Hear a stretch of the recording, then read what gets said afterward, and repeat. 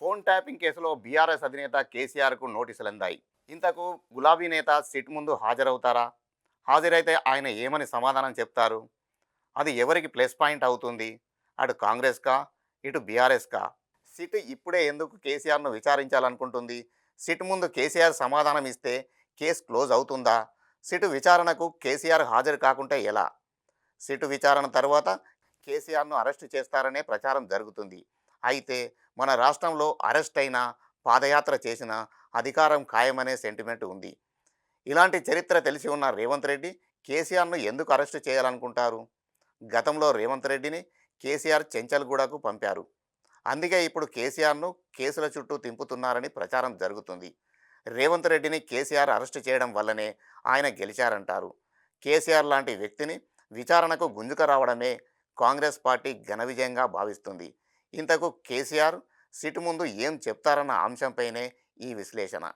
గులాబీ బాసును phone tapping ఇప్పట్లో వదిలేలా కనిపించడం లేదు.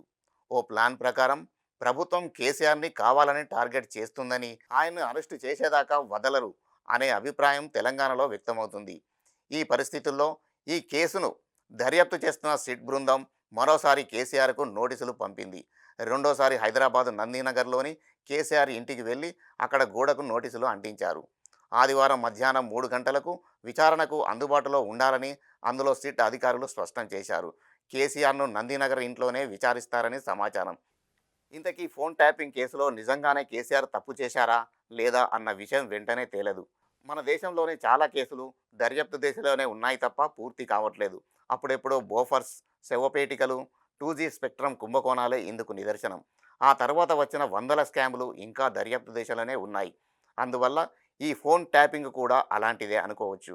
ఈ కేసులో ఎవరు దోషి, ఎవరు నిర్దోషి అనేది వెంటనే తేలదు. ఈ పరిస్థితుల్లో ప్రజలు ఈ కేసును ఎలా తీసుకుంటున్నారన్నదే ముఖ్యం. కేసీఆర్ అరెస్ట్ అయితే ప్రజలు ఎలా రిసీవ్ చేసుకుంటారనేది కీలకం. ప్రజలు ఇచ్చే తీర్పును బట్టి కాంగ్రెస్ నెక్స్ట్ స్టెప్ ఉంటుంది.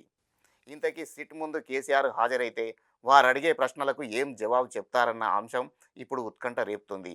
ఇప్పటి వరకు హాజరైన వారు ఇచ్చిన సమాధానాల్లో సిట్కు పెద్దగా శోధించి సాధించింది ఏమీ లేవు. అంతా బహిరంగ రహస్యమే. ఎవరు ఏం చెప్పారన్నది సిట్ ముందు హాజరైన వారే మీడియా ముందు చెప్పారు. ఇక్కడేం చెప్పారో ఖచ్చితంగా లోపల అదే విషయం చెప్పకున్నా బయట మీడియాతో ఎంతో కొంత చెప్పారు. ఇప్పుడు సిట్ ముందు కేసీఆర్ హాజరైతే వారికి ఏం చెప్తారు? ఇక్కడేం చెప్పారో ఖచ్చితంగా లోపల అదే విషయం చెప్పకున్నా బయట మీడియాతో ఎంతో కొంత చెప్పారు. అయితే ఇప్పుడు సిట్ ముందు కేసీఆర్ హాజరైతే వారికి ఏం చెప్తారు? సిట్ విచారణకు కేసీఆర్ నేరుగా హాజరైనా లేదా రాతపూర్వకంగా సమాధానాలు ఇచ్చినా ఆయన ప్రధానంగా నాకేం తెలియదు, నేను ఆదేశించలేదు, అంతా పద్ధతి ప్రకారమే జరిగింది అనే ధోరణిలోనే సమాధానాలు ఇచ్చే అవకాశం ఉందని రాజకీయ విశ్లేషకులు భావిస్తున్నారు. ఫోన్ ట్యాపింగ్ వంటి అంశం పూర్తిగా ఇంటెలిజెన్స్ లేదా పోలీస్ శాఖకు సంబంధించిన అంతర్గత వ్యవహారం అని చెప్పే అవకాశం ఉంది. అలాగే ముఖ్యమంత్రిగా తాను కేవలం విధానపరమైన నిర్ణయాలు తీసుకుంటాను తప్ప ఎవరి ఫోన్లు ట్యాప్ చేయాలో అధికారులకు సూచించనని వాదించవచ్చు. ముఖ్యంగా శాంతి భద్రతల సాకుతో ఫోన్ ట్యాపింగ్ జరిగినట్లు ఆధారాలు ఉన్నా అది కేవలం రాష్ట్ర భద్రతకు సంబంధించిన లేదా ఉగ్రవాద వ్యతిరేక చర్యకు సంబంధించిన అంశాలపైనే జరిగి ఉంటుందని, అది నిరంతరాయంగా జరిగే ప్రక్రియ అని కేసీఆర్ సిట్ అధికారుల ముందు సమర్థించుకునే అవకాశం ఉంది. రాజకీయ నాయకులు లేదా ప్రత్యర్థుల ఫోన్లను ట్యాప్ చేయమని తానెప్పుడూ ఆదేశాలు ఇవ్వలేదని, ఒకవేళ అధికారులు ఎవరైనా అలా చేసి ఉంటే అది వారి సొంత నిర్ణయమని పేర్కొనే అవకాశం ఉంది. ఇంటెలిజెన్స్ కార్యాలయంలో కంప్యూటర్ హార్డ్వేర్ డిస్కులు డేటా ధ్వంసం చేయడం గురించి అడిగితే తనకు ఎలాంటి సమాచారం లేదని, ఆ సమయంలో తాను కేవలం అపద్ధర్మ ముఖ్యమంత్రిగా ఉన్నానని లేదా అనారోగ్యంతో ఉన్నానని చెప్పే అవకాశం ఉంది. అదే కాకుండా ఇంటెలిజెన్స్ విభాగం ఎవరి ఆధీనంలో ఉంటుందో, రిపోర్టింగ్ స్ట్రక్చర్ ఎలా ఉంటుందో కేసీఆర్ సిట్కు వివరించి మధ్యలో ఉన్న అధికారులే బాధ్యులని వేలెత్తి చూపే అవకాశం కూడా లేకపోలేదని అంచనా వేస్తున్నారు. అలాగే తనపై నేరుగా ఆరోపణలు రాకుండా జాగ్రత్త పడే అవకాశం ఉంది. అటు ఉన్నతాధికారులు ఇటు మంత్రులు చిక్కకుండా మధ్యలో ఉన్న సిస్టమ్ పైనే నెపం నెట్టే అవకాశం ఉందని విశ్లేషకులు అంటున్నారు. ఇంతకీ కేసీఆర్ను విచారిస్తే కాంగ్రెస్ ప్రభుత్వానికి తక్షణం కలిగే ప్రయోజనం ఏంటి అన్నదే ఇక్కడ తలెత్తుతున్న మరో ప్రశ్న.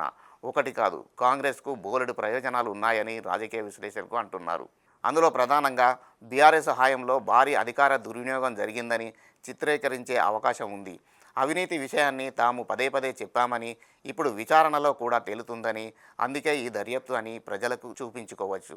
ఒక మాజీ ముఖ్యమంత్రిని విచారణ సంస్థల ముందు నిలబెట్టడం వల్ల ఆ పార్టీ క్యాడర్లో గందరగోళం ఏర్పడుతుందని, మొనగాడు అనిపించుకున్న నాయకుడు విచారణకు హాజరవుతున్నారనే వార్తలు బీఆర్ఎస్ పార్టీ ఇమేజ్ను తగ్గిస్తాయి. కాళేశ్వరం ప్రాజెక్టు వైఫల్యము, ఫోన్ ట్యాపింగ్ వంటి అంశాలపై విచారణ జరిగితే గత ప్రభుత్వ లోపాలు బయటకు వస్తాయి. దీనివల్ల రాష్ట్రం ఆర్థికంగా ఎందుకు ఇబ్బందుల్లో ఉందో, అప్పులు ఎందుకు పెరిగాయో ప్రజలకు వివరించడానికి ప్రభుత్వానికి ఒక సాకు దొరుకుతుంది.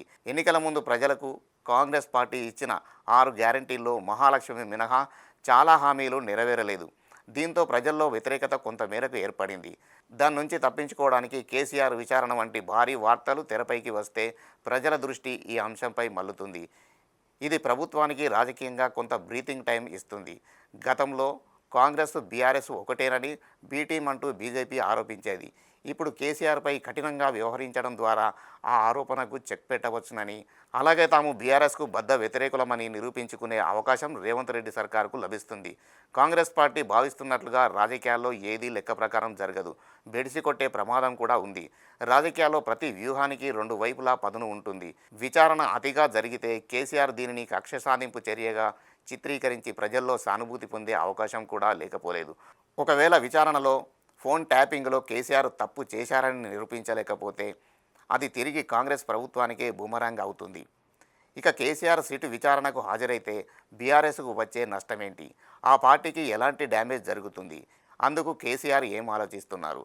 ఒక మాజీ ముఖ్యమంత్రి హోదాలో విచారణ అధికారుల ముందు హాజరైతే అది ప్రభుత్వం సాధించిన ఘన విజయంగా ప్రచారం చేసుకునే అవకాశం కాంగ్రెస్కు దక్కుతుంది. ఆ సీన్ను నివారించడమే కేసీఆర్ వ్యూహమని కొందరి భావన.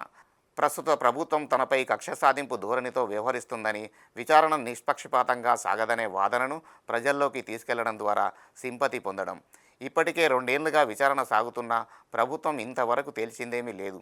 ఇది లొట్టపీసు కేసు అంటూ బీఆర్ఎస్ కౌంటర్ ఇస్తుంది. వారు అన్నట్లుగా ఇందులో ఎలాంటి కీలక పరిణామాలు లేవు. ఈ నేపథ్యంలో కేసీఆర్ విచారణ కేవలం కక్ష సాధింపు చర్యగా ప్రజల్లో తీసుకెళ్లే అవకాశం బీఆర్ఎస్కు లభిస్తుందని విశ్లేషకుల వాదన. గతంలో 2025 జూన్ 11న కాళేశ్వరం అవకతవకలపై జస్టిస్ పీసీ ఘోష్ కమిషన్ ముందు కేసీఆర్ హాజరయ్యారు. అప్పుడు కూడా ఆయన చాలా వ్యూహాత్మకంగా సమాధానాలు ఇచ్చారు.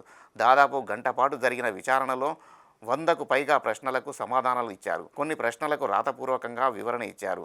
ప్రాజెక్టుకు సంబంధించిన డిజైన్ను, మేడిగడ్డ బ్యారేజ్ నిర్మాణం నిర్ణయాలు కేవలం తన ఒక్కరివే కావన్నారు. నీటిపారుదల శాఖ నిపుణులు, ఇంజనీర్లు, క్యాబినెట్ సలహాల మేరకే అన్ని నిర్ణయాలు తీసుకున్నట్లు చెప్పారు. ప్రాజెక్టు నిర్మాణంలో ఎక్కడా నిబంధనల ఉల్లంఘన జరగలేదన్నారు. కేంద్ర ప్రభుత్వ సంస్థల అనుమతులు, సిడబ్ల్యూసి క్లియరెన్స్ పొందిన తర్వాతే పనులు మొదలుపెట్టామన్నారు. అప్పుడు చెప్పినట్లుగానే ఇప్పుడు కూడా కేసీఆర్ ఎవరినీ ఇబ్బంది కలగని విధంగా సమాధానాలు చెప్పే అవకాశం ఉందని విశ్లేషకులు అంటున్నారు.